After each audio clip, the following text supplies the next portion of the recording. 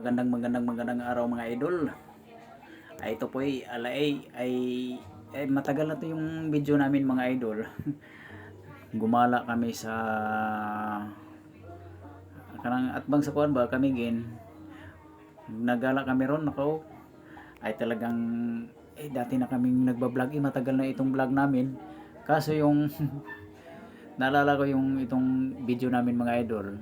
Gumala kami ron sa may kami gin magsay unahan ata sa magsaysay ito mga idol sa unahan sa Butuan magsaysay ito sa Kibungsod ba unahan ba tapos naalala ko yung pinagagawa namin yung video namin talagang walang walang sounds ngayon ko lang nalaman nung nagba-vlog na ako bumalik ako nagba-vlog pwede pala i-voice over patay tayo kay naman talagang ang tagal na namin din namin na-upload ito.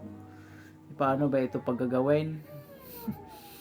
Pwede pala i-voice over mga idol lang. Ako.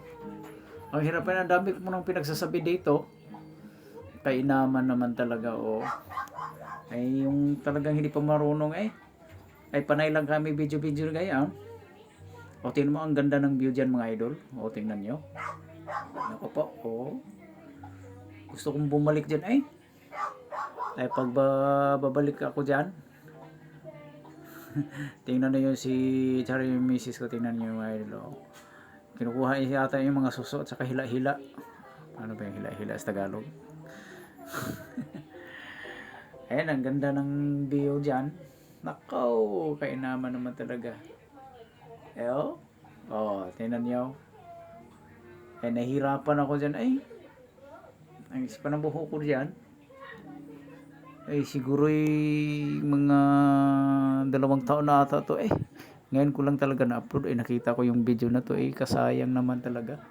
Naalala ko yan, natagal ko na pala nag-vlog noon pa hindi pa ako marunong talagang hindi consistent mga idol. Ang ginawa ko kasi dati vlog lang, video yan ganyan, tapos mag-upload lang ng siguro isang linggo, consistent isang linggo. Tapos hinto na naman.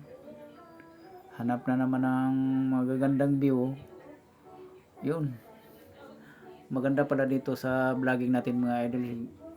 Inconsistent na natin. Talagang gagawin natin itong business. Yung sa mga bagong nagbablog dyan, ituloy-tuloy nyo na. Kahit ako hindi pa monetize, tinutuloy-tuloy ko na. Kaya naman talaga. Tingnan nyo yung view dyan. Kaganda tingnan nyo. Nako babalikan ko yung lugar na yan. Pag mamonetize ako, babalikan ko itong lugar na to. Sabihin ko sa dagat, ito monetize na ako sa tagal ko dito. Nako po. Ito naman talaga si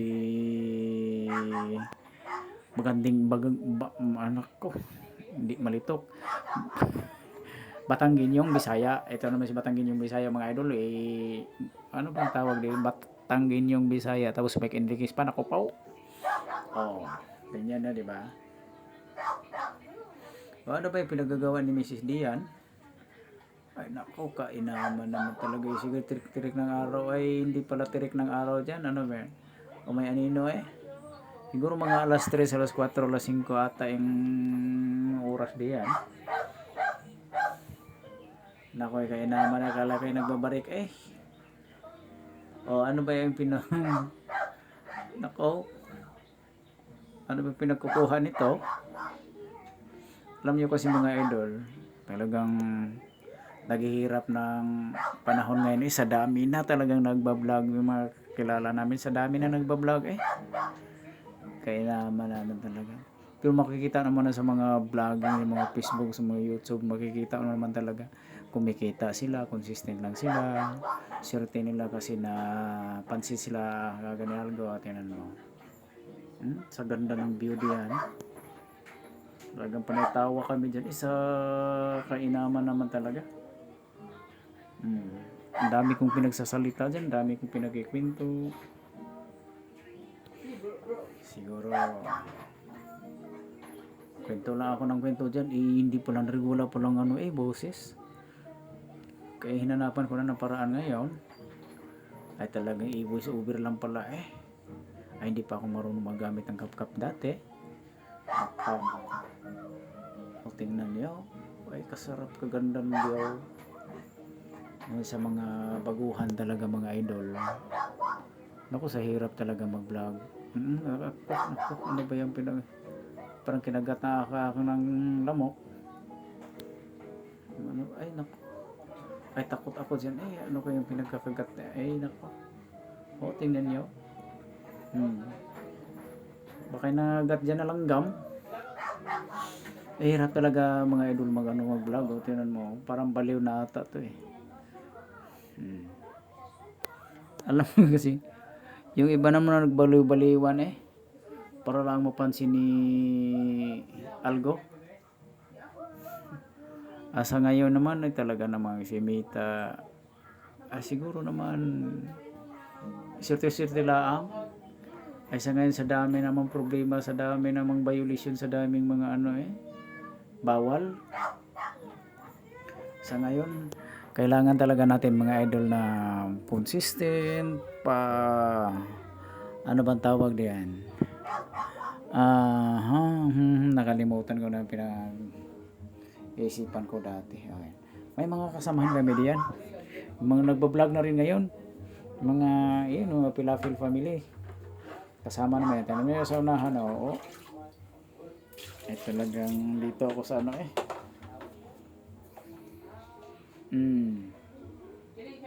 diba? Ay, doon tinatawag ako ng misis ko may kinikwento ako diyan. Sa ganda ng kinikwento ko dyan sa kanila. Tingnan mo. Ay, sa ngayon nagbo-vlog na rin itong mga to. Tingnan mo mga idol. Yan, vlogger na rin yan sila. Sa ngayon na may shout out pala sa kanila. Ipa-follow rin nyo yung mga ano ba yung tawag sa kanila. Luloy vlog. So, ayun pakit-cute kami dyan. Kaganda naman talaga na misis ko May kuto yan. Tingnan mo. Sabi niya nga, tingnan yung kuto ko. Dami. Nako. Ayun. Ay, sa kasaya naman talagang paminsan-minsan lang ang makagala Ako ipanitawa ako dyan. Ano kaya pinagtatawanan ko diyan? At ako pusing-pusing pa talaga Picture lang na sila. Kaya naman si Angela panay tawa din parang ngisi-ngisi din. Nako, pa picture lang sila Ako nung may naka-vlog. Ano kaya pinagtatawa ko diyan? Talagang nalimutan ko na rin pinagsasabi ko diyan Ayun si may isa pa pusing-pusing. Pero ang camera talagang nasa akin lagi. Kita nyo na. Sa ganda ng view dyan. Ang ganda diyan mga idol ako. So sunod i-vlog balikan ko yan. Siguro baraka wala ng diyan. Tawag lang ng Pasigan, puro na ata tubig. Sa 2 years pa naman 2 years na kami nakapunta diyan Sa tagalan yan. Wala pa ata akong bungot diyan Pagka-cute yan si Angela. Nagba-vlog na rin yan sila ngayon mga idol Yan sa ganda na talaga ng view dyan. Talagang yung sombrero ko na yan, talagang na yan sira na. Ayan, pagka-cute na si Mrs. Sabi niya, ganda na.